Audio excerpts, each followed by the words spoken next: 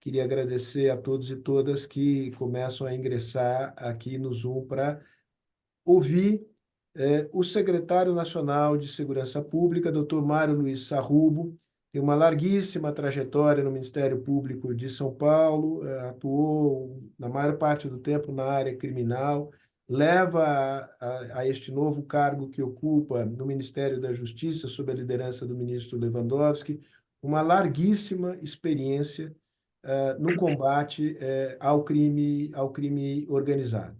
E é justamente sobre esse novo papel que o Ministério da Justiça pretende assumir, de maior protagonismo, eu diria, na coordenação dos diversos níveis de governo, dos diversos agentes e agências públicas envolvidas, engajadas nesse combate ao crime em geral e ao crime organizado em particular, que ele falará hoje à tarde aqui conosco, tendo os comentários da Samira Bueno, que é conhecida da Fundação, já esteve aqui conosco em outras oportunidades, é a diretora executiva do Fórum Nacional de Segurança Pública, doutora em Administração e Governo pela Fundação Getúlio Vargas.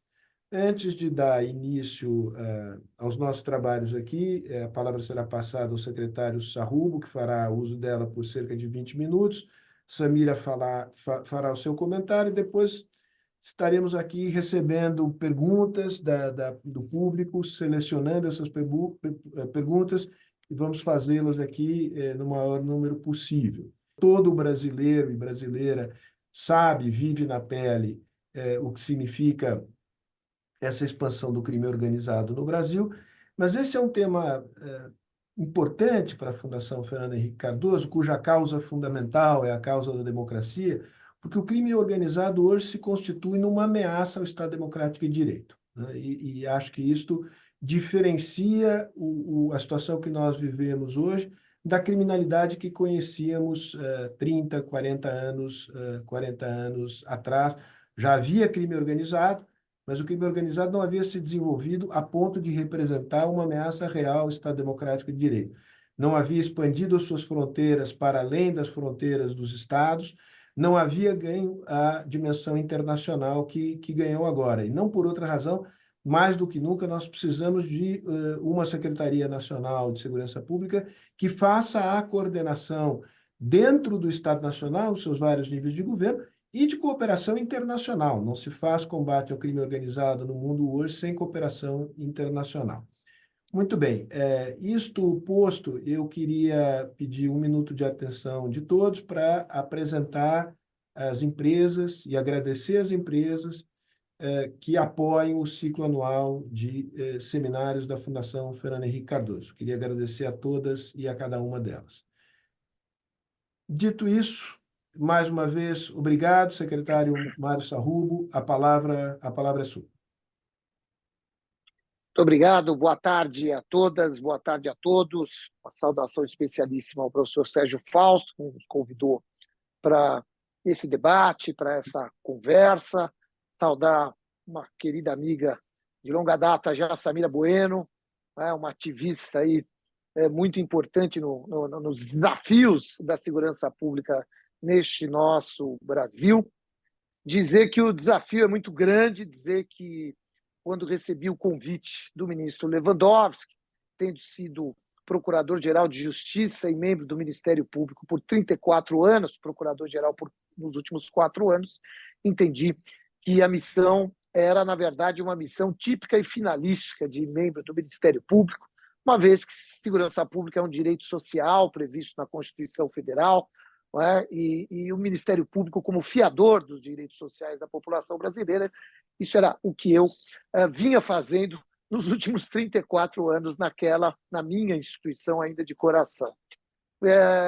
Desafio grande, vim aqui a pedido do ministro Lewandowski, a convite do ministro Lewandowski, e exercer aqui, tentar criar diretrizes, mais do que isso, estabelecer pilares que sejam estruturantes de um modelo de segurança pública para um país com as complexidades do nosso país. Hoje, há um substancial aumento da insegurança na população brasileira, seja na zona rural, seja na zona urbana. Hoje nós temos, e o professor Sérgio Fausto bem colocou, o crime organizado num patamar jamais visto, não é? Nos últimos 30, 40 anos, ou seja, o crime organizado já assumindo funções de Estado e, inclusive, se valendo do Estado, como nós vimos em São Paulo há pouco tempo, para lavar o seu dinheiro. Não é? Portanto, é um desafio muito grande tratar de segurança pública neste momento no Brasil. Mas segurança pública é o nosso dia a dia. Né? Eu costumo brincar e dizer que na minha casa eu não passo na sala quando a TV está ligada e não vejo o tema segurança pública na televisão, não abro o jornal sem ver o tema segurança pública, qualquer revista, né? E as pessoas olham para mim e olham com aquele olhar de esperança, faça alguma coisa, esperamos algo de você, porque de fato este é o tema principal. Né? Recentemente eu abri o jornal Estado de São Paulo e vi que o consumidor paulista paga 4,5 mil reais por ano para custear segurança. Esse é um dado da FEComércio. Né? E chega a milhares de reais os gastos dos comerciantes para manter os seus negócios, né? Dinheiro que poderia ser investido em empregos, que poderia ser investido em mercadoria, que poderia ser investido na economia e, de resto, no bem-estar da população brasileira. E aí me veio a pergunta, inclusive, nossa, quanto será que eu gasto no meu orçamento doméstico com segurança pública? Para falar, talvez, do dado menos importante da segurança pública, que é o quanto ela custa para cada um de nós, porque o que mais interessa é a vida das pessoas, é o patrimônio, são as pessoas que estão sendo vítimas, efetivamente, desse sistema de segurança hoje do nosso país. E quando a gente volta para os bancos da universidade, né, eu sempre gostei muito de direito penal, quando a gente pensa no crime e como se combater o crime, a gente percebe que o Estado deve fazer com que o crime não seja uma atividade compensadora para o indivíduo. É papel do Estado fazer com que o crime não seja compensador. A atividade criminosa, na verdade, ela tem que ser um risco para o sujeito que pretende praticar uma infração penal, que pretende praticar um crime.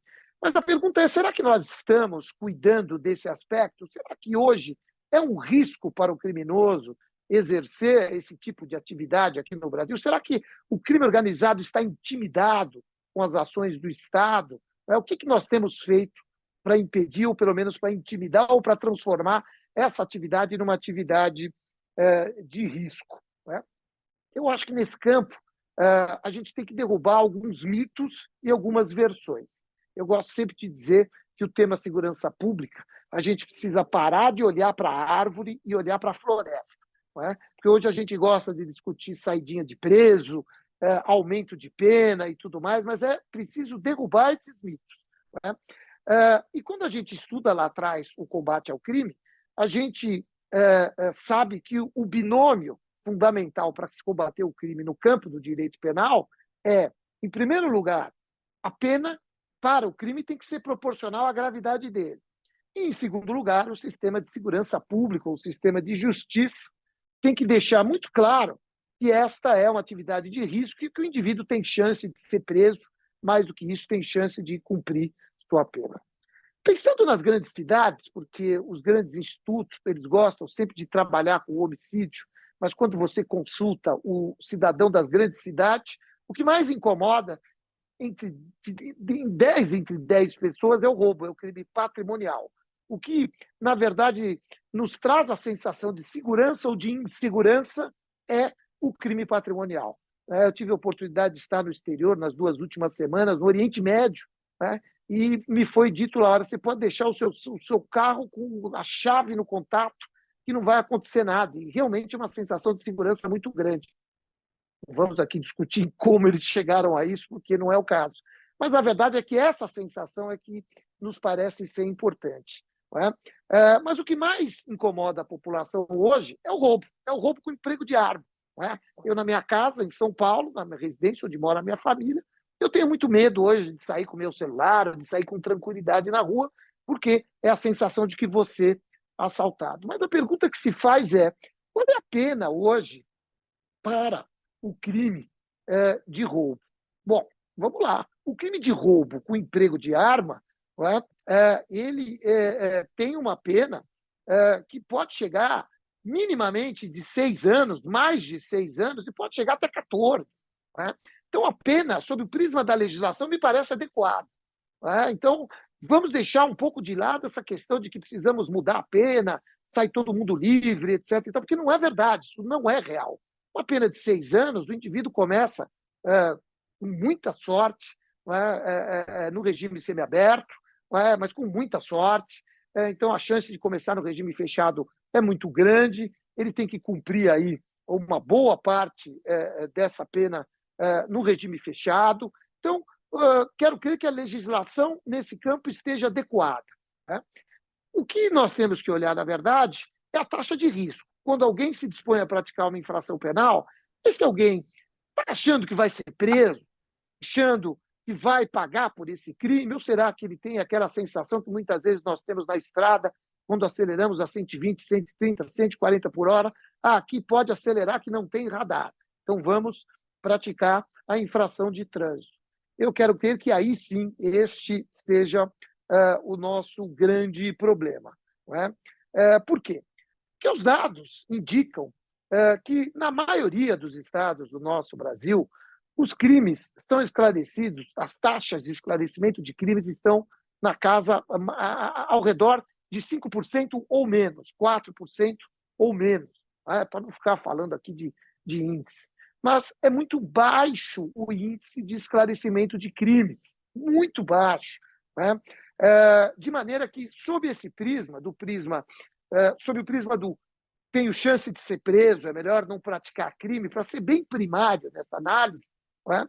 A verdade é que as pessoas estão estimuladas a cometer os ilícitos porque a chance de ser pego pela polícia ou a chance de se esclarecer um crime de roubo, de furto, um crime patrimonial ou até mesmo um homicídio é realmente muito, muito, muito pequena. Não é? Agora, a culpa é da polícia? A culpa é dos profissionais da Polícia Civil, da Polícia Militar? Não. Em primeiro lugar, é importante dizer que o índice de esclarecimento de crimes pela Polícia Civil em todo o Brasil é muito baixo, e isso acontece porque, na maioria dos estados, mais uma vez, isso está constatado, há um déficit de profissionais, de investigadores de polícia, de técnicos, de peritos, de delegados de polícia, muito grande. De maneira que quem está fazendo segurança pública do Brasil hoje é a Polícia Militar, com as prisões em flagrante. Eu, quando procurador-geral de Justiça, sempre fui um pouco aficionado por números, fiz um trabalho da eficiência do nosso trabalho na área criminal e descobrimos que o Ministério Público de São Paulo, ao oferecer suas denúncias, alcançava a condenação definitiva dos réus em cerca de 84% dos casos. Só que aí eu resolvi fazer outro recorte. Falei, vamos fazer um outro recorte. De onde vêm esses casos? E aí a gente percebe que mais de 90% dos casos vêm de flagrantes da Polícia Militar, ou seja, e não do esclarecimento de crimes pela Polícia Judiciária, que é o desejável, que é aquilo que a gente imagina de você desestruturando o crime organizado, subtraindo celulares ou dando o golpe do Pix, aquela coisa toda. Né? Então, essa é uma questão fundamental. Né? Ou seja, nós temos que melhorar o índice de esclarecimento de crimes, nós temos que valorizar as nossas forças policiais e entender que se nós temos um país complexo, né? Se nós temos um país em que há analfabetismo, em que 10% das pessoas se apropriam de mais de 50% da nossa renda, se nós temos um país com uma grande desigualdade social, que é, de fato, um polo gerador de violência, que é, sem sombra de dúvidas, um aspecto que gera esse alto número de crimes que nós temos no nosso país, nós precisamos, eu costumo brincar e dizer, esse é um problema do ministro Haddad e da equipe econômica, que precisa melhorar o país.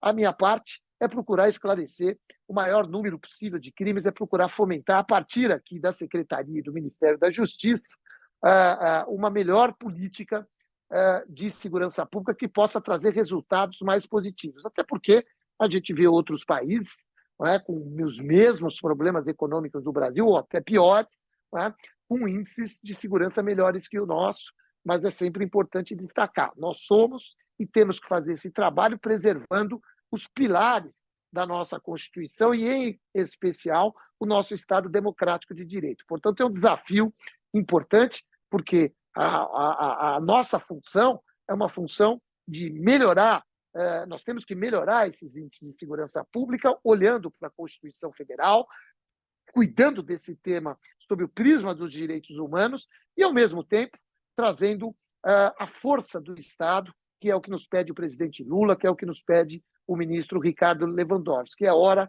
da gente mostrar um pouco mais de força no combate à segurança pública, mas sempre com respeito aos direitos humanos. Então, como diz a minha velha tia, vocês não prendem ninguém e soltam todo mundo. Então, vamos lá. O Anuário de Segurança Pública, o 17º Anuário de Segurança Pública, diz que nós estamos prendendo, e bastante. De 2020 a 2022, o Brasil aumentou em 257% a sua população carcerária. Puxa vida, mas o que está acontecendo? Há quem diga que estamos prendendo pouca gente ainda. Mas será que isso é verdade? Não.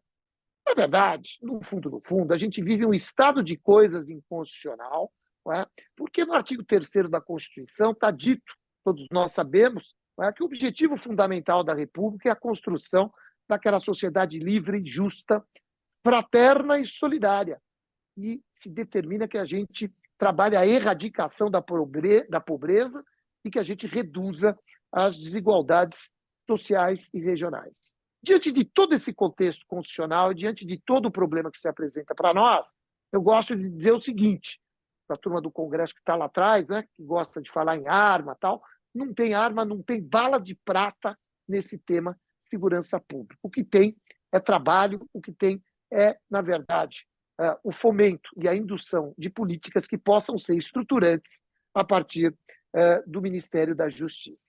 É por isso que nós, hoje, era tema aqui da nossa conversa na sala antes de iniciarmos, né, nós entendemos que uma maneira de melhorar a eficiência do trabalho das polícias, em especial das polícias militares, mas não só delas, é o uso de câmeras corporais.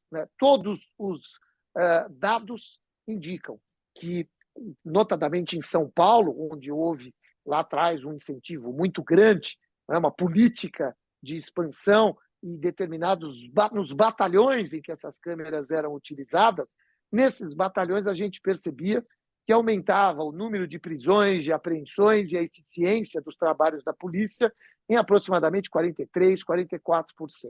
Assim como no mesmo patamar diminuía a letalidade policial e a letalidade dos policiais também diminuía bastante, porque a câmera, por um lado, se inibe a ideia de violência, por outro lado, ela também inibe até, às vezes, a população que quer agredir o policial, porque ele sabe que está sendo filmado e que não vai produzir uma agressão, muitas vezes gratuita e tudo mais. Então, ela é muito positiva na questão da segurança pública e na melhoria do trabalho das polícias, na melhoria da eficiência das polícias e, claro, o tema de fundo principal, a preservação da vida das pessoas, seja dos policiais, seja do cidadão que tem na polícia a sua última esperança na segurança pública.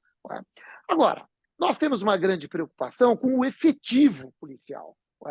E quando a gente olha a maioria dos estados, há problemas com os efetivos e há problemas também, é bom que se diga, com o limite prudencial. Então, quando eu levo esse tema nos conselhos de chefes de polícia, de secretários de segurança, eles dizem que o meu estado não pode contratar mais ninguém.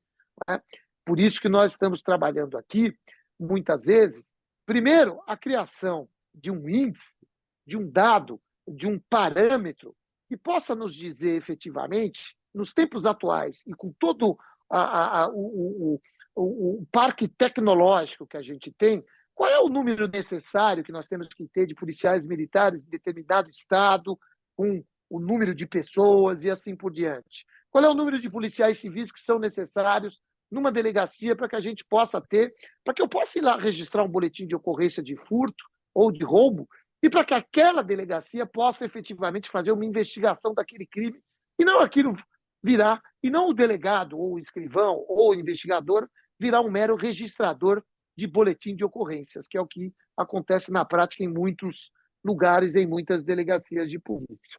Não é? Então, nós queremos, primeiro, estamos trabalhando nisso, criar um parâmetro. Olha, o Estado tem uma população tal e etc. e tal, a base mínima e máxima é essa para as suas corporações. E, a partir desses parâmetros, a gente quer desenvolver um mecanismo que possa até mesmo ser um gatilho, no sentido de que, olha, houve reforma da Previdência, etc. e tal, muitos se aposentaram, o efetivo diminuiu, então esse efetivo tem que estar de acordo com a realidade ou a necessidade daquele Estado, da necessidade daquela região. Agora, nós temos que procurar, por outro lado, qualificar as investigações, incrementar a capacidade de investigação e de esclarecimento de crimes, valorizando, por exemplo, o trabalho dos peritos. Quando a gente pensa em homicídio, algo que eu trabalhei lá atrás, quando era diretor da Escola Superior do Ministério Público de São Paulo e presidente do Colégio de Diretores de Escolas, nós fizemos um curso em todo o Brasil para, primeiro, conscientizar e, em segundo, ensinar polícias e até mesmo promotores e todos aqueles que estão envolvidos nessa questão de segurança pública, a questão, para dar um exemplo, da preservação do local do crime, que é algo hoje absolutamente ignorado. E o que se perde de prova nessa questão da preservação do local do crime é uma enormidade, uma grandeza. Não é? Então, esse é um aspecto. Institutos de criminalística que possam ser, ou o trabalho do perito, que possa ser um órgão independente, né? Porque muitas vezes nós temos operações policiais, né? E quem vai fazer a perícia é praticamente, né, alguém do mesmo time. E isso pode, muitas vezes, tirar a isenção da perícia, e é necessário, portanto, que a perícia também seja independente e esteja estruturada. Né? Precisamos olhar para a saúde dos policiais e hoje nós lançamos o programa Escuta SUSP. Né? A gente tem um índice muito grande de suicídio de policiais, né? E esse suicídio ou esses afastamentos por problemas de saúde geram um prejuízo muito grande para o sistema de segurança, para o policiamento, para o esclarecimento de crimes. Então, nós estamos iniciando hoje em 4 estados, Minas Gerais, Sergipe, Rio Grande do Norte e aqui no Distrito Federal, o Escuta SUSP, parceria com as universidades federais, online. Nós vamos dar assistência psicológica para os policiais que assim desejarem, né? E sempre com um foco específico naquela atividade, porque que está duro de viver para nós, né, que andamos aqui de gravata, né, que só somos formuladores de política, está muito mais difícil para aquele que está na rua fazendo e exercendo segurança pública. E aí vai. Há um grande problema no nosso Brasil, e eu atentei o ministro, logo no primeiro dia que ele me convidou, eu disse, ministro, nós temos que trabalhar para que a gente tenha um grande banco de dados nacionais. Né? Eu tenho um sonho que eu sei que é impossível, por isso eu tenho até medo de falar, mas a gente teria que ter um sistema de boletim de ocorrências nacional. Né? Lá em Manaus, quando o delegado de polícia registra um boletim de ocorrência, aqui no Chuí, no Rio Grande do Sul, já está registrado e já os sistemas se conversam. Eu sei que é muito difícil você vencer as barreiras. Nós temos um programa de registro de ocorrências aqui do Ministério, ele está já em 11 estados, a maioria deles no Nordeste, estão aderindo, e a gente teria que criar canais de interoperabilidade para que a gente pudesse ter um sistema interligado em todo o Brasil, para que eu possa saber que o criminoso que praticou um crime no Rio de Janeiro, quando ele chega em Pernambuco, esses dados estão ali à disposição, com fácil acesso pelas autoridades. Então, é preciso que a gente tenha bancos de dados. Né? A gente precisa avançar em algo que tem sido muito importante, que tem nos ajudado muito, que é o SINAB, que é o Sistema Nacional de Análise Balística, ou seja, um grande banco de dados, né? Para a gente comparar elementos de munição, porque hoje tem muita arma rodando no nosso país.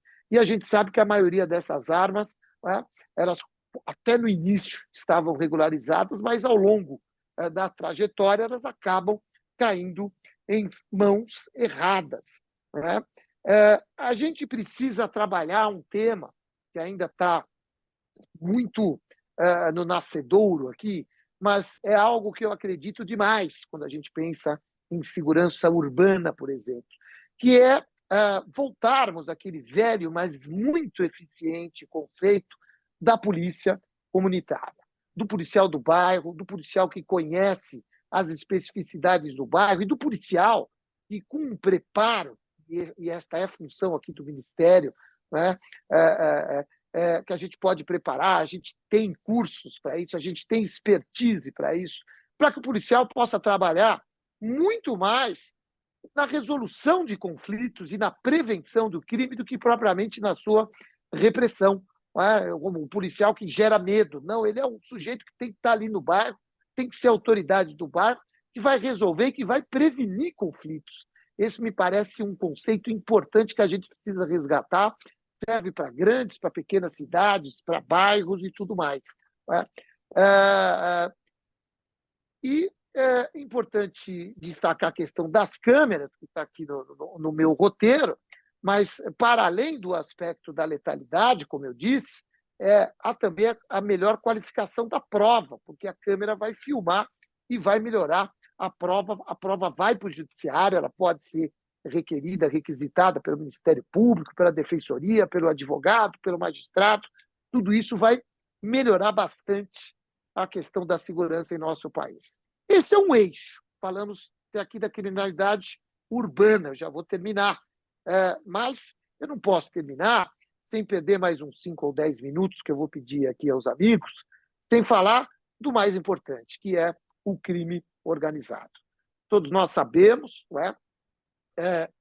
E é importante destacar que mais de 80% da droga consumida no mundo é produzida aqui nos nossos vizinhos, não é? Diga-se, Bolívia, Colômbia, Paraguai, Equador e assim por diante. E são esses nossos vizinhos os grandes produtores da droga, da cocaína, da maconha, e o escoamento dessa droga para o mundo está acontecendo aonde? Pelo nosso país, pelos nossos mais de 16 mil quilômetros de fronteiras não devidamente vigiadas, pelos nossos mais de 16 mil quilômetros de fronteiras que acabam sendo um espaço que acabam permitindo que essa droga entre pelo nosso país, atravesse praticamente o nosso país, vindo do norte, do centro-oeste, e seja escoada através dos nossos portos, em especial pelo Porto de Santos, pelo Porto de Paranaguá, Santa Catarina, Tubarão, Espírito Santo, Nordeste, muitos postos do Nordeste também já são centros de escoamento dessa droga para a Europa, para os Estados Unidos, para a África e, mais recentemente, estamos sabendo que está chegando também até na Oceania. Então, o Brasil é um corredor de tráfico muito importante para o escoamento da droga. Não vou entrar aqui no debate, talvez fosse correto, mas eu acho que não é momento da gente ficar debatendo isso, até porque liberar ou não a droga no Brasil, a essa altura é um tema que eu não gostaria de tocar, porque eu acho que o Brasil vive um momento da mais extrema polarização e eu acho que nós não temos ainda maturidade para discutir esse tema. Evidentemente, eu tenho aqui um posicionamento que vocês já devem ter percebido, por mim, deveria ser liberado. Mas, veja, eu acho que não é momento de se tocar nesse assunto, até porque isso, se por um lado não vai resolver o problema do tráfico, porque o Brasil é um corredor de passagem para além de ser consumidor, em segundo lugar, porque acho que não vivemos nesse momento de polarização, não é um momento para se discutir um tema tão sério e tão importante para a saúde pública das pessoas e também para o nosso sistema de segurança pública. O fato é que a droga, só para que os senhores e as senhoras tenham ideia, ela é um belíssimo investimento. Não é? Se a gente pudesse comprar uma commodity lá no banco de investimento em droga, investe $1.300 em 1 quilo de cocaína, isso se transforma em 30 mil euros. Não é que transforma em 30 mil dólares, 30 mil euros. Não é? Então, em poucos dias, em poucas semanas. Não é? Então, é um belíssimo de um investimento, mas nós precisamos, evidentemente, cuidar disso.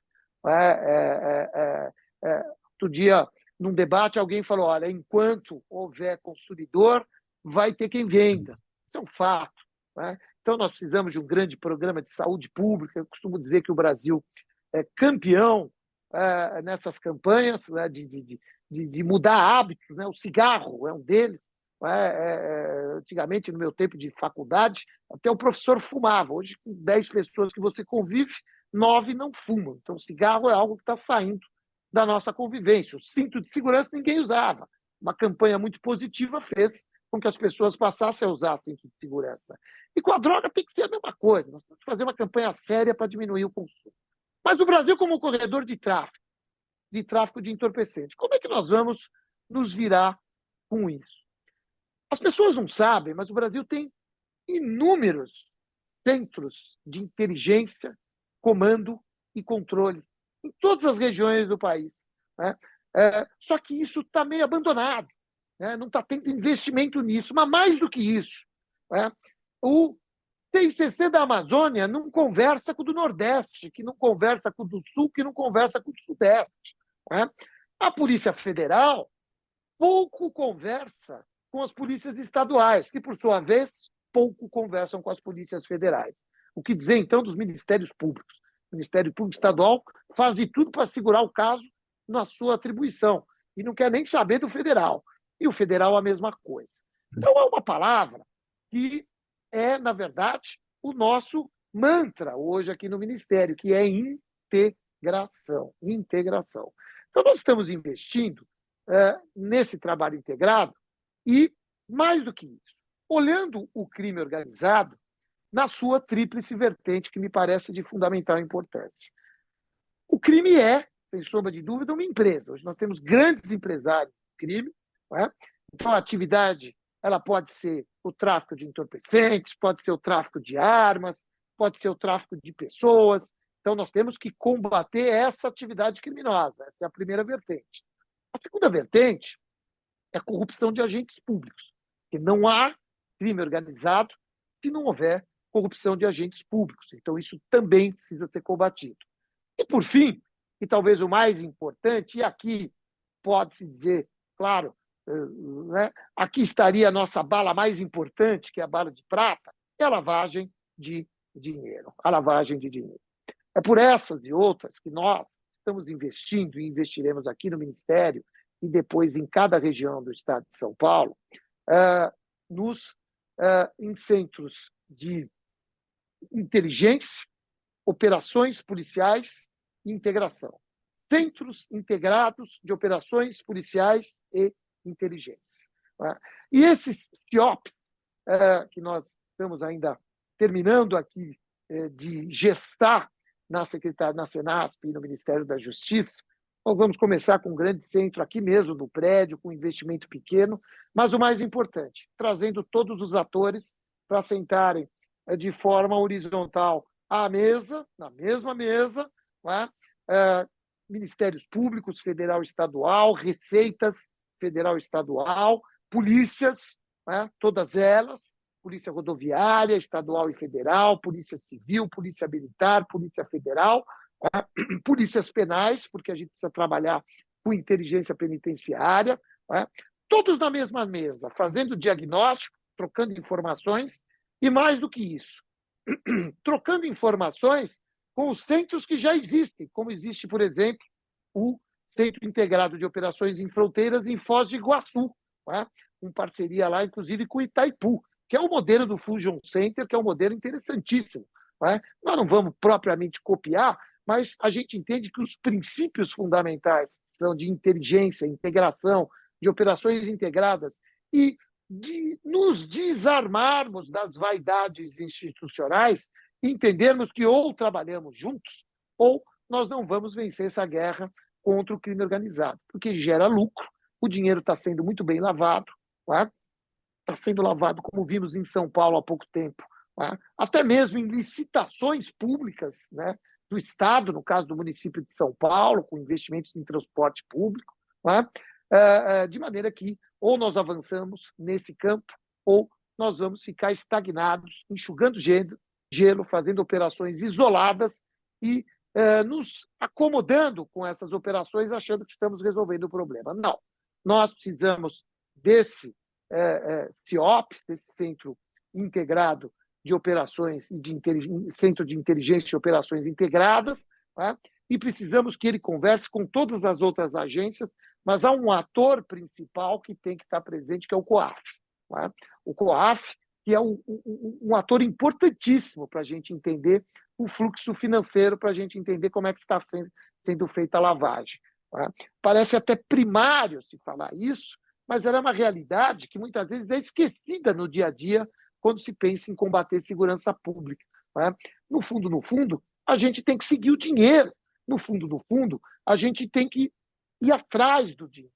E é a partir desses centros de inteligência e de operações integradas que eu tenho muita esperança, nós vamos golpear de forma muito mais eficiente, não vamos terminar com o crime organizado, não há nenhuma pretensão disso, mas nós vamos avançar de maneira suficiente e tornar essa equação tornar mais caro, tornar mais arriscada a atividade da criminalidade organizada do Brasil, diminuindo seu lucro e punindo todos aqueles que têm que ser punidos. Né?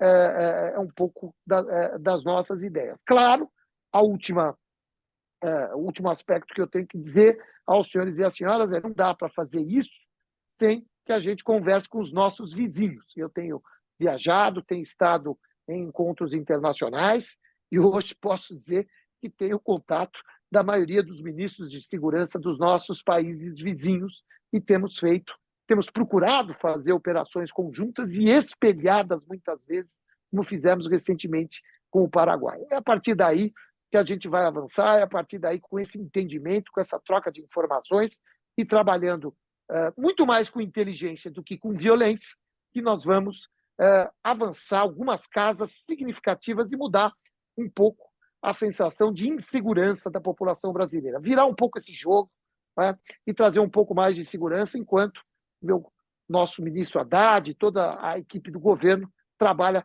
a questão da desigualdade social, enquanto o caminho melhora a educação, e o nosso Brasil vai melhorando, vai gerando emprego, vai gerando renda, e a gente vai saindo desse momento ruim que estamos vivendo. Acho que era isso para esse início. Dar a palavra para promotor é deixar a gente falar demais, né? Mas eu vou parar por aqui e deixar a nossa Samira comentar e ouvir eventuais perguntas aí dos participantes deste encontro. Muito obrigado. Nós é que agradecemos, secretário. Abrangente a sua exposição, acho que cobriu todos os temas, já há perguntas aqui feitas. Temos em torno de um público de 60 pessoas no Zoom, mais 40 e poucas pessoas no YouTube, mais de 100 pessoas nos acompanhando. Samira, agora a palavra é sua. Obrigada, Sérgio. Sempre um prazer estar aqui com vocês. Secretário, agora é secretário Sarrubo, sempre um prazer ouvi-lo e fico animada de ouvi-lo sobre os desafios nacionais, porque eu acho que eles vão muito no sentido do que o Fórum Brasileiro de Segurança Pública tem apontado em diferentes pesquisas e publicações. Então, tentando aqui resumir, né, já que o meu comentário deve ter 10 a 15 minutos, acho que o primeiro ponto que você destacou, eu gosto muito de quando a gente consegue falar sobre isso, que tem relação com crime patrimonial, porque muitas vezes isso fica em segundo plano nos debates, né? Então, a gente está às vésperas de eleições municipais, e o fato é que o que gera essa sensação de insegurança e, né, o terror da população ao sair de casa, mudanças de hábitos e afins, é justamente o medo de ser roubado, né? O medo de você estar saindo de casa e ter seu celular roubado, é o medo de você ter seu carro roubado. E isso muitas vezes não é priorizado nas agendas, né, dos governos estaduais e mesmo do governo federal, né? Então, pensar ações de curto e médio prazo que focalizem políticas específicas para isso é essencial, porque é justamente essa sensação absurda de medo e insegurança que acaba incentivando, inclusive, a adesão a atitudes autoritárias. Então, se a gente está falando de riscos à democracia, quando a população está pedindo pena de morte, quando a população está pedindo que, olha, ignore todas as leis e faça o que for preciso, faça justiça com as próprias mãos, que é o que muitas vezes a gente escuta, em alguma medida é uma resposta a isso, né? Assim, bom, o Estado não está resolvendo os meus problemas, porque De fato, homicídio é um problema histórico e estrutural no Brasil, né? A gente convive há 40 anos com elevadas taxas de homicídio. A gente tem tido alguns avanços desde 2018, mas ela continua muito elevada e a gente precisa ter diretrizes e políticas focadas nisso. Mas esse não pode ser o único tema a ser priorizado na agenda federal. Agora, quando você fala, secretário, sobre, né, o trabalho da Polícia Civil, eu diria, eu vou além, né? Você fala, bom, será que é culpa dos policiais? Os efetivos estão reduzindo? De fato, estão reduzindo. Nós divulgamos uma publicação em fevereiro, que é o Raio-X das Forças de Segurança, que a gente mostrou que as polícias civis encolheram, na última década, 2%, polícias civis e perícias, as polícias militares encolheram 6,8%. Então, de fato, a gente está diante de uma redução dos efetivos das forças policiais estaduais de modo geral. Em compensação, a gente teve um crescimento de 35% no número de guardas municipais criadas nesse mesmo período. Ou seja, cada vez mais o município assume um protagonismo, né, na oferta de serviços né, de segurança pública, de prevenção, e esse é um outro tema que muitas vezes a gente passa ao largo, né? Os municípios têm um papel importante e a gente precisa estimular esse diálogo, inclusive para garantir que as guardas municipais não acabem apenas reproduzindo muitas vezes o que a gente não quer, que é um modelo hiperrepressivo e militarizado das forças militares. E tem sido comum isso, né? Por exemplo, a gente vê guardas municipais fazendo licitação de fuzil. Por que um guarda municipal precisa de fuzil, né? Então, assim, vamos colocar esse debate no lugar certo? Qual que é o papel do município? Qual que é o papel da guarda municipal? E como é que ela pode atuar junto com as forças estaduais de modo, né, a reduzir a violência e a insegurança?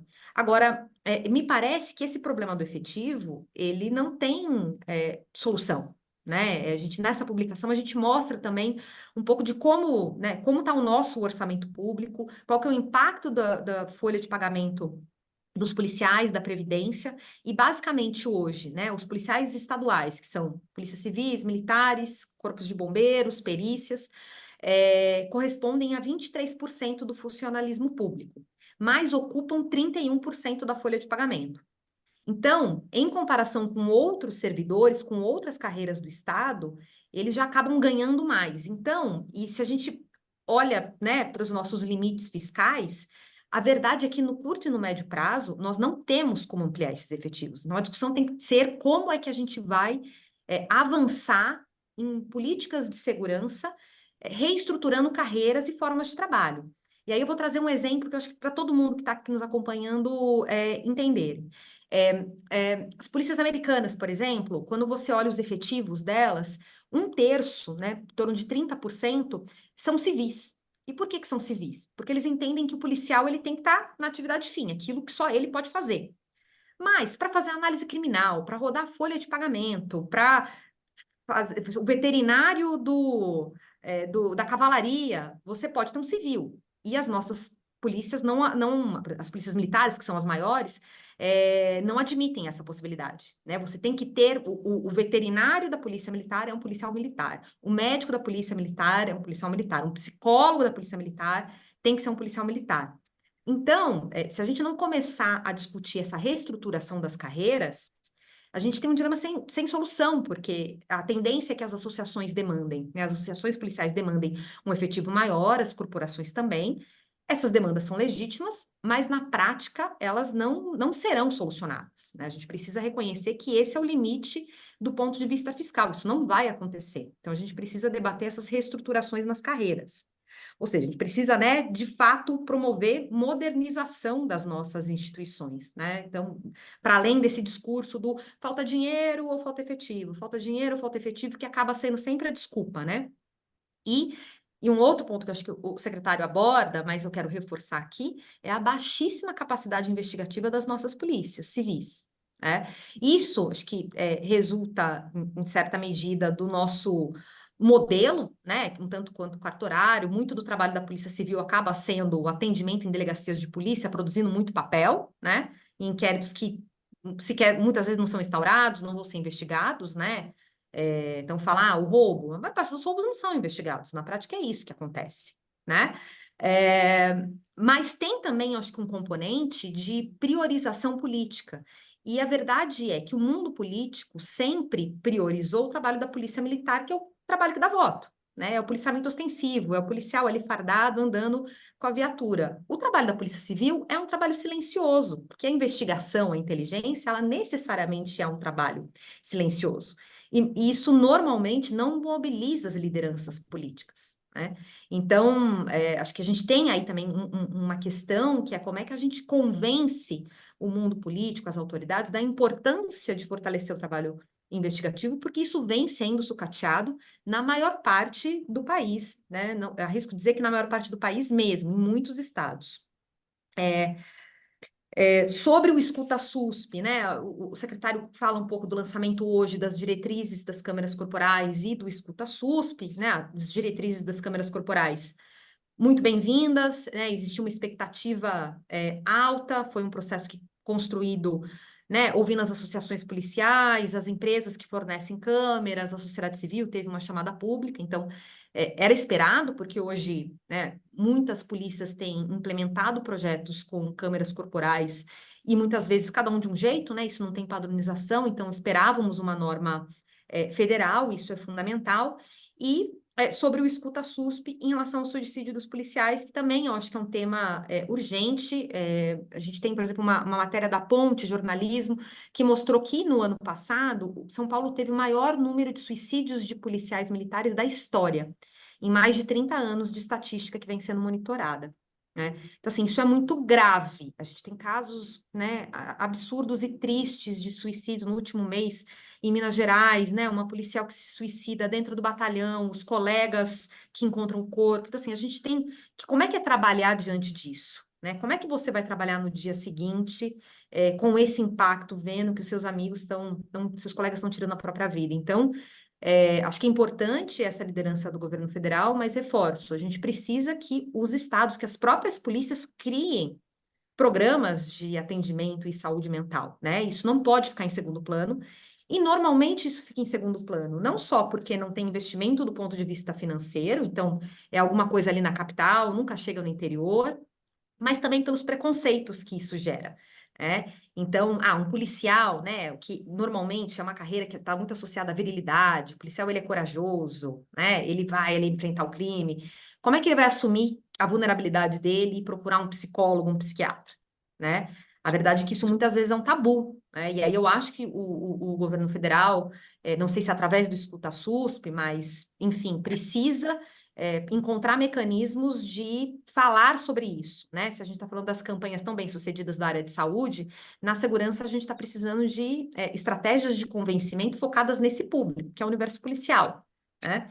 E, para finalizar, eu queria falar um pouco sobre, né? Acho que essa análise sobre crime organizado, bom, o secretário, com toda a sua experiência, não só como promotor, mas como PGJ, teve, né, uma enorme importância na reestruturação do GAEC em São Paulo, né? Talvez seja uma das pessoas, se não a mais, que mais conhece crime organizado no Brasil. Então, eu tenho certeza que, nesse sentido, em relação a essa agenda, estou muito otimista no que está por vir.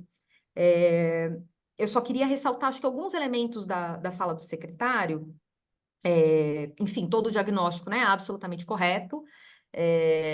A gente tem um enorme desafio, não só por conta do consumo interno, né, do consumo doméstico de drogas, mas também por ser esse entreposto. Então, hoje, toda a cocaína consumida na Europa passa necessariamente pelo Brasil. Então, a gente está falando, né, de um desafio imenso que vai muito além do controle de fronteiras, né?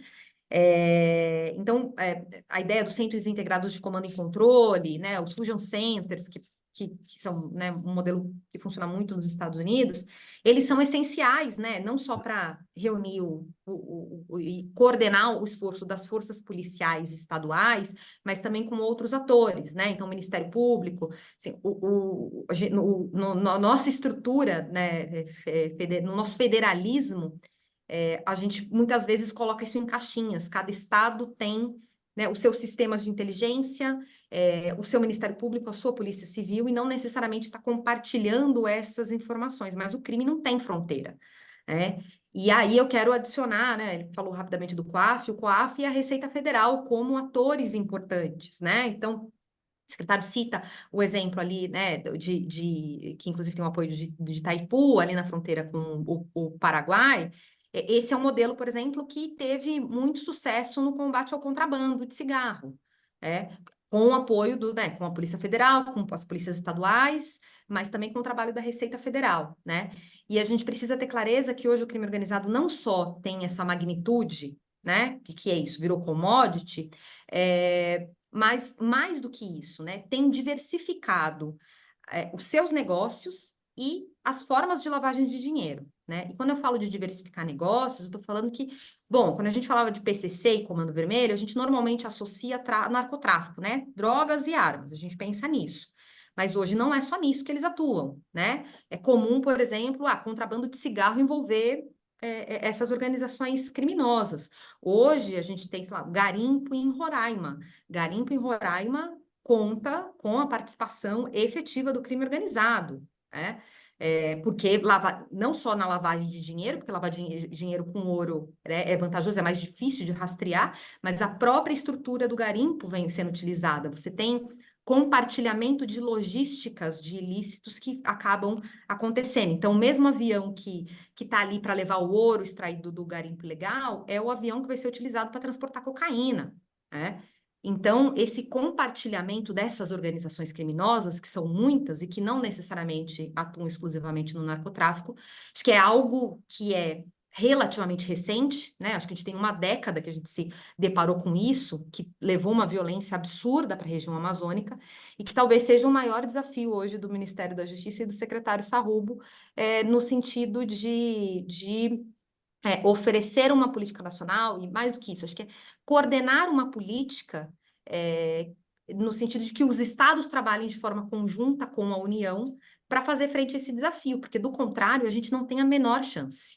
Né, com essa ideia da PM fazendo prisão em flagrante, operação em comunidade periférica, polícia só fazendo atendimento em delegacia sem conseguir investigar, a gente vai continuar perdendo feio. Então é isso. Eu também acredito que dá para virar esse jogo, mas para isso precisa de bastante trabalho e de um trabalho de coordenação que só o Ministério da Justiça pode fazer. Samira, excelentes comentários. Vamos dar início aqui a perguntas, né? Eu proponho o seguinte, secretário, eu vou tentar fazer um apanhado das perguntas que foram feitas pelo público, vou me permitir adicionar alguns comentários meus, e aí a palavra volta para o senhor e o senhor faz, digamos assim, uma síntese de tudo isso, uma coisa simples. Mas eu queria puxar aqui um tema, que é um tema sugerido pelo Otávio de Barros, que é a possibilidade, as condições de possibilidade de fazer o Sistema Único de Segurança Pública sair do papel para a realidade. Que é sobre isso que nós falamos aqui em diversos aspectos. E acho que a Samira foi muito feliz ao descrever problemas sobre os quais, o senhor também os mencionou, sobre os quais, à primeira vista, a capacidade de interferência do nível federal, do governo federal, é escassa. Então, a minha pergunta é a pergunta de que instrumentos financeiros, jurídicos, o senhor dispõe para fazer o SUSP funcionar segundo as diretrizes que o senhor delineou aqui. É flagrante para todos nós que o escutamos, que o senhor tem uma enorme experiência, capacidade de persuasão e liderança. Isso não é pouco, né? Mas aí nós estamos falando do seu talento pessoal. Eu queria uma análise do ponto de vista institucional, de que instrumentos o Ministério da Justiça dispõe, ou de que instrumentos ele pretende criar para exercer essa coordenação. E, de maneira correlata a essa pergunta, como é que o senhor tem sentido a reação dos governadores? Alguns deles, num primeiro momento, pelo menos para quem olha na imprensa, disseram segurança pública é assunto de competência dos governos estaduais. Nós não queremos saber de uma ingerência do governo federal nessa matéria. Então, é essa pergunta que eu lhe faço, a partir da pergunta que foi feita pelo Otávio de Barros, queria pedir que o senhor, em algum momento, comentasse especificamente qual é a diretriz em relação ao sistema penitenciário, né? Esse ponto nos foi trazido aqui pelo Paulo de Tarso. Eu presumo que o Paulo de Tarso seja Paulo de Tarso, que foi ministro da Justiça no final do segundo governo Fernando Henrique. Não sei como dizer, se é ele, mando aqui o meu abraço. Se não é ele, também mando o meu abraço, né? Mas ele diz, ele faz uma comparação com os Estados Unidos, em que tem uma capacidade de construção e gestão de presídios que ele não vê, não encontra aqui no Brasil. Tome, por favor, isto, além de responder a pergunta, como um pretexto para comentar, afinal de contas, como desbaratar esse domínio das organizações criminosas sobre o sistema penitenciário brasileiro. Simples assim, agora é com o senhor. Muito simples. Mas vamos lá. Hoje, o instrumento que nós temos para induzir ou fomentar as políticas de segurança que nós pretendemos, o instrumento principal é o Fundo Nacional de Segurança Pública ou o Fundo Penitenciário. Não é? Então, eu tenho verbas que são obrigatórias, aí as transferências, e tenho verbas aqui do fundo que eu transfiro aqui, a gente transfere. Quando eu digo eu digo a secretaria e o ministério, não é? Perdão. Esse personalismo não combina aqui com a... Então, quando o Ministério transfere uma determinada verba para o Estado, ele transfere para uma determinada política. Não é? Essa política, até então, ela estava restrita aos investimentos para a diminuição da letalidade policial. Nós aumentamos isso. Nós mudamos, a primeira mudança que nós fizemos, uma das primeiras mudanças que nós fizemos foi diminuição da letalidade e continua sendo prioridade, óbvio. Não é? Mas também estamos trabalhando para instrumentalizar as polícias no campo tecnológico para combate ao crime organizado. Não é? Isso é importante. Então, a gente tem alguns mecanismos aqui, a gente induz a compra de determinados aparelhos e alguns investimentos nessa questão do combate ao crime organizado. Não é? Então, essa é uma maneira. As câmeras corporais, agora, é uma maneira da gente induzir política pública. Olha, a gente paga a câmera, estamos oferecendo a câmera para você, mas você tem que adotar este procedimento, tem que punir o policial que não usa corretamente, etc. e tal, e tem que ser uma política efetiva do Estado. Então, esse é o mecanismo que nós temos hoje. Não por outra razão, o nosso ministro Lewandowski já sinalizou em algumas das suas falas a importância da gente constitucionalizar essa questão do SUSP e trazer para a União as suas responsabilidades. E, como diz o ministro, a gente paga a conta do problema da segurança pública, está aqui nas costas do Ministério da Justiça. Mas podemos fazer muito pouco, a não ser propor, a não ser dialogar, a não ser treinar. Nós temos aqui o Departamento de Ensino, a Diretoria de Ensino e Pesquisa, a gente fica dando curso, falando direitos humanos, instrumentalizando, etc. e tal, e mandando dinheiro, comprando colete, arma, bala, carro, etc. e tal. Que é uma política que eu, francamente, claro, a gente tem que fazer. Não é? Muitos estados do Brasil, a segurança pública depende do Ministério. Não é o caso de São Paulo, de Minas, etc. e tal, mas alguns estados praticamente não têm investimento para viatura, para arma, para coturno, para bota, para roupa, para uniforme. Não é? E tudo isso é pago pelo Fundo Nacional de Segurança Pública, que é uma verba fundamental. A gente aproveita essa possibilidade para induzir as melhores políticas. Agora, isso é pouco. O ministro tem um projeto, né? Eu brinco, é um projeto que é dele, que ele está ainda rascunhando. Certa feita, eu na sala dele, ele me mostrou, me deu uma versão, eu imediatamente peguei minha caneta e comecei a rabiscar. Ele falou, pode me devolver, que isso aqui é meu, ainda não está liberado para ninguém. Né? Eu só quero ouvir algumas sugestões. Ele olha com muito carinho esse projeto para constitucionalizar e permitir que a União possa formular diretrizes, claro, genéricas, no campo das políticas públicas de segurança pública, porque para ele isso era a consagração do sistema único, porque a União teria um papel mais efetivo nas políticas de segurança pública do Brasil. A ideia do ministro é sempre bom pontuar, né, porque isso gera muita polêmica, né, não é tirar a autonomia dos estados, então seriam diretrizes muito genéricas, né, mas que a União pudesse efetivamente impor algumas diretrizes para os estados no campo da segurança pública, das políticas de segurança pública. Porque hoje, a única maneira que a gente tem de fazer o Fundo Nacional dinheiro, trocando, vamos dizer assim, dinheiro, investimentos e treinando, trazendo aqui para o nosso Departamento de Ensino e Pesquisa e propondo políticas através da diretoria do Sistema Único de Segurança Pública.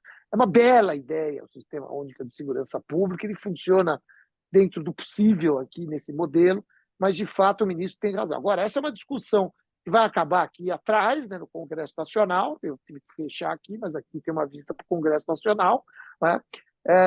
E vai ser uma discussão, hoje em dia, muito difícil de se fazer no campo político, mas, enfim, é a expectativa que o ministro tem, isso ainda vai para a presidência da República, é algo que está ainda muito no campo embrionário, mas acho que responde a essa indagação no sentido de que podemos fazer muito pouco, mas dentro do muito pouco que nós podemos fazer, nós estamos trabalhando bastante para articular. Eu tenho aqui uma diretoria, que é a Diretoria de Inteligência e de Operações, que é o DIOP, né? Ele tem feito ações articuladas, isso é importante, né? A gente tem, a partir da DIOP, quem assume a DIOP é o promotor, é um ex-promotor de justiça de Goiás, o Rodney, que tem muita experiência com operações contra crime organizado, e ele tem articulado trabalhos integrados, né? Então a gente recebe muita demanda, né? E ele tem feito trabalhos integrados com as polícias, né, regionalizadas e etc. e tal, com ações que são verdadeiros golpes no crime organizado. Mas isso está naquele campo ainda do tiro isolado, que não é propriamente uma política que a gente quer fazer a partir do Ministério. Por isso a gente usa bastante o Fundo Nacional de Segurança Pública e a gente pensa assim, esse é o pensamento do ministro, em constitucionalizar, federalizar essa questão do SUSP para permitir que a gente possa efetivamente influir e determinar, pelo menos no campo mais amplo e genérico, as políticas de segurança pública dos estados. Sistema penitenciário, a grande política, na verdade, nós somos aqui praticamente aqui os entusiastas da Polícia Penal Federal, isso tem acontecido, as polícias penais são fundamentais, mas mais do que isso, a gente precisa de um sistema de inteligência penitenciária para poder entender e poder trabalhar e permitir que o crime organizado não seja comandado a partir das nossas penitenciárias. Acho que esse é a grande questão que a gente vivenciou no meu estado, lá em São Paulo, e que a gente está vivenciando hoje no Brasil. São Paulo exportou isso para o resto do Brasil e está exportando para a América Latina, que eu fui procurado por países vizinhos que não têm esse problema, estão preocupados, querem a nossa expertise para nem começar, para a gente dar o diagnóstico para que isso nem comece nesses outros países. Estou falando aqui do Chile, que nos procurou muito preocupado com essa questão penitenciária. Então, a gente está investindo bastante em sistema penitenciário. Evidentemente, a gente precisa ter o sistema penitenciário nas mãos, ele precisa estar no comando do Estado, ele não pode estar no comando das facções, e para isso a gente precisa humanizar os presídios, para isso a gente precisa ter presídios rígidos, com um número de pessoas, um número de presos que seja adequado à sua capacidade, absolutamente humanizados, mas trabalhar com inteligência penitenciária. Por quê? Porque nós vivemos num país em que certos direitos nós não podemos abrir mão, como, por exemplo, da visita à família, da visita de familiares, da entrevista com os advogados, e tudo isso tem que ser feito, e isso hoje tem se transformado, tem sido um grande fluxo de informações de fora para dentro do sistema penitenciário. Por isso, a importância e a necessidade da gente trabalhar a inteligência penitenciária olhando para a floresta crime organizado.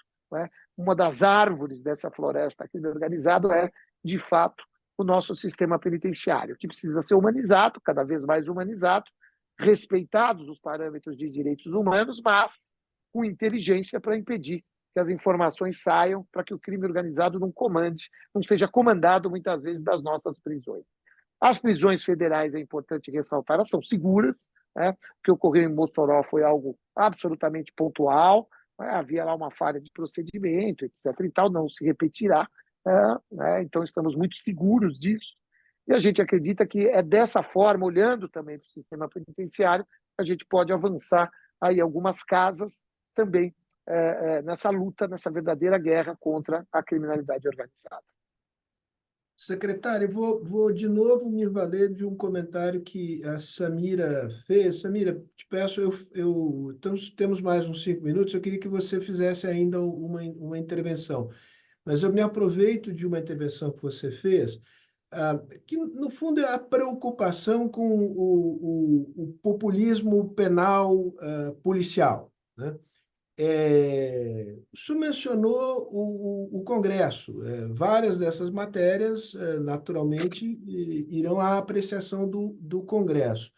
O senhor já estabeleceu alguma interlocução com parlamentares, no sentido de persuadi-los da linha de política que a sua secretaria pretende imprimir à segurança pública? Sim, sim, professor. Eu recebo muitos parlamentares.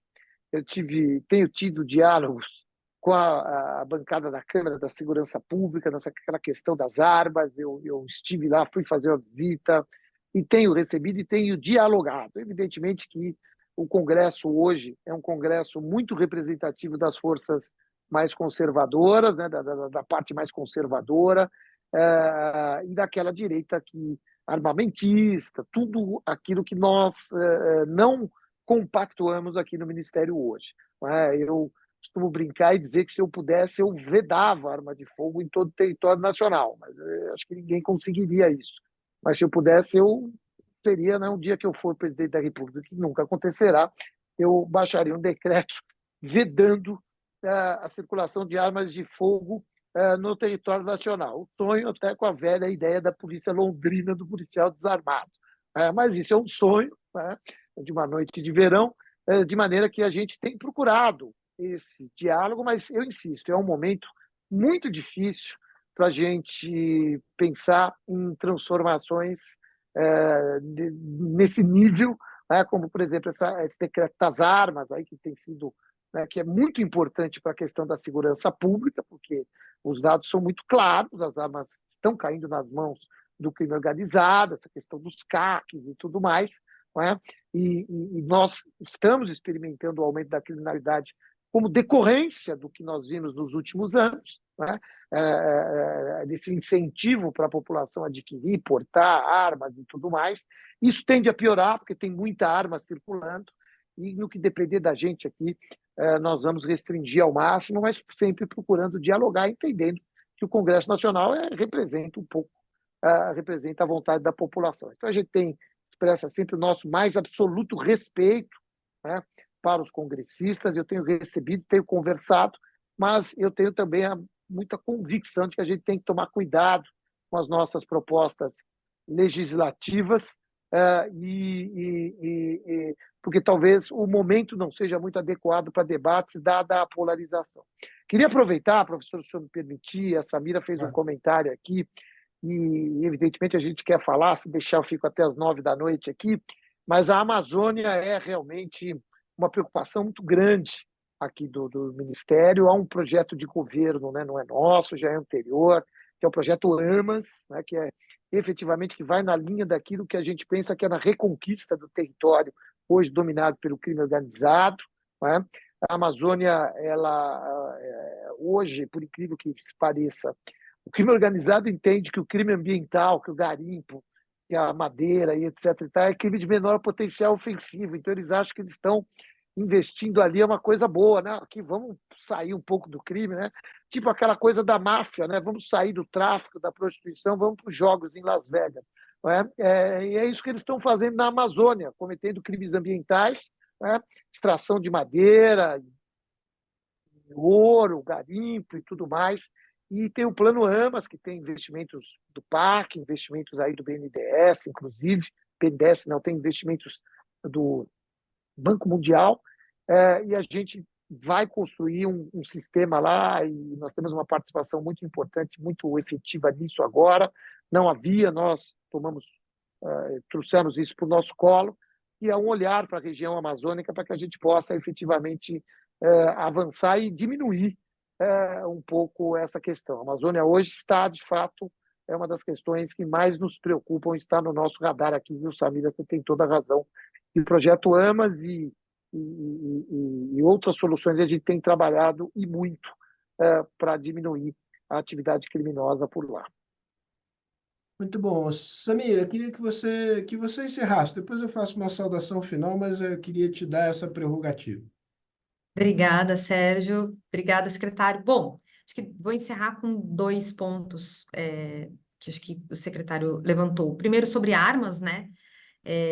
A gente tem o desafio hoje, que é enfrentar esses desafios, né, enfim, do lobby fortíssimo armamentista, não só dentro do Congresso, né, mas hoje na sociedade isso acabou se instalando, que são, né, a favor de mais armas, e eu tenho a impressão que ainda vai levar muito tempo para a gente entender o legado pernicioso dessa política de descontrole que a gente vivenciou nos últimos anos, né? As pessoas acham que isso vai acontecer do dia para a noite. Não, né? A gente está falando de armas que normalmente elas começam como legais, né? Com pessoas que vão ali comprar, e elas são desviadas para o ilegal, elas são desviadas para o crime. Então, vai levar um bom tempo para a gente entender qual que é o impacto exato desse descontrole, e eu acho que isso é muito grave, por isso esse endurecimento nas medidas de controle de armas é tão necessário. E encerrar falando do populismo penal, Sérgio, conversando um pouco com o que você falou, né? Acho que, historicamente, as respostas do Congresso para qualquer problema na segurança pública é a criação de uma lei penal, né? Então, assim, a gente criminaliza porque não sabemos muito bem o que fazer, mas eu vou um pouco além do que o secretário fala, né? Acho que a gente tem uma polarização, hoje o Congresso é, de fato, de uma maioria mais conservadora, mais de direita, mas o campo progressista não tem se mostrado diferente, e a votação da saidinha mostrou isso, né? O campo progressista votou a favor da saidinha, que, enfim, nós temos uma série de evidências que mostram que é uma medida totalmente populista, que ela não resolve o problema, mas que, enfim, ninguém quer se comprometer com as suas bases, e acaba que esse é um debate sobre segurança pública, né, com certa frequência, acaba se tornando um debate ideológico, ignorando todas essas pesquisas e evidências que a gente vai coletando. Então, é isso, né? Um pouco da murro em ponto de faca. Não é só o campo conservador que tem reivindicado essas soluções. O campo progressista, infelizmente, também tem feito isso com certa frequência. Mas é isso, queria agradecer Sérgio, se aqui a você me... participação.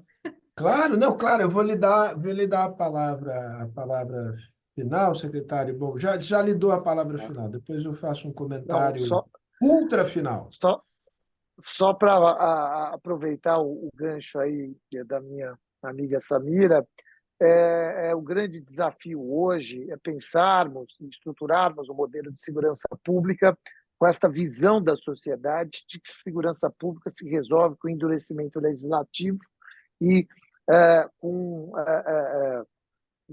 matando bandido e etc. e tal, com esse olhar que, na verdade, nós todos sabemos, né, temos experiência suficiente para saber que esse é um discurso de palanque que efetivamente vai punir as camadas mais desfavorecidas da população, não é? Porque é o que a gente tem visto, né? Essas ações ocorrem normalmente nas comunidades, nas periferias e assim por diante, né? E isso, em termos de efetividade de segurança pública enquanto pilar estruturante, ela é um efeito zero. Então, esse é o grande desafio, fazer segurança pública nesse contexto, não é? Nesse contexto social de hoje, né? Nesse contexto que a gente vive, e convencer parlamentares e muitas vezes a sociedade, que eu brinco, né? Encontro as pessoas, muitas vezes, você está errado no negócio da saidinha, né? Outro dia encontrei, brinco, essa história é engraçada, num almoço de domingo encontrei a mãe de um velho amigo de infância, já velhinha, ela virou para mim e falou assim, olha, você está indo muito bem, parabéns, mas na saidinha você está errado, tem que acabar com isso.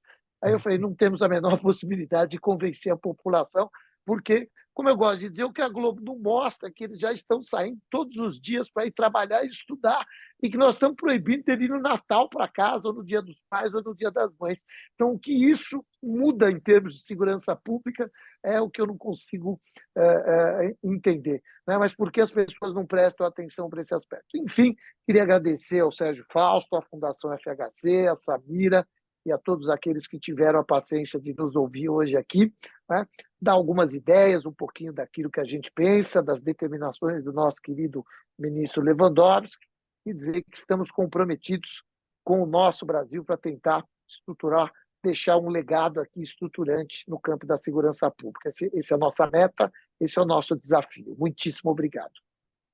Secretário, nós é que agradecemos. Eu queria agradecer também a várias pessoas que se manifestaram aqui ao final, demonstrando interesse, e, em particular, eu ressaltaria uma intervenção que fez o Kleber Granja, delegado de polícia de Ribeirão Preto, com uma série de comentários muito específicos. Lamentavelmente, é no final, eu não teria tempo agora de trazê-los para a nossa conversa, mas acho que foi um diálogo muito interessante. Eu gostaria que a gente pudesse repetir. Queria dizer que temos aqui somos da sua torcida, sabemos da sua competência, do propósito que o levou a assumir um cargo que não é para poucos. Exige competência, exige coragem, e acho que isso merece aplauso, merece reconhecimento de todos nós. Por fim, eu acho que muitas vezes é difícil convencer as pessoas, quebrar determinadas percepções, clichê, tabus, etc., mas eu acho que a gente tem que dar essa batalha, né?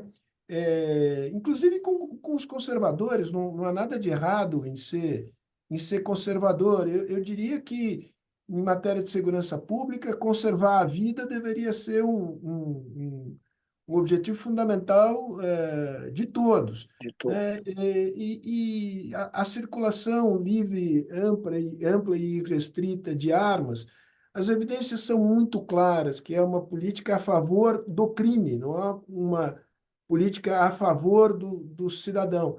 Eu tenho certeza que, com o tempo, mas com insistência e com convicção da nossa parte, será possível virar esse jogo no plano das ideias, porque a política também é feita de valores e ideias, e é vencendo neste campo que o raio de manobra das boas políticas se amplia.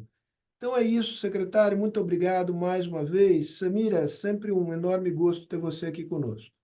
Um abraço a todos e todas. Obrigado, um abraço. Obrigado, um Tá, gente? abraço. Obrigada.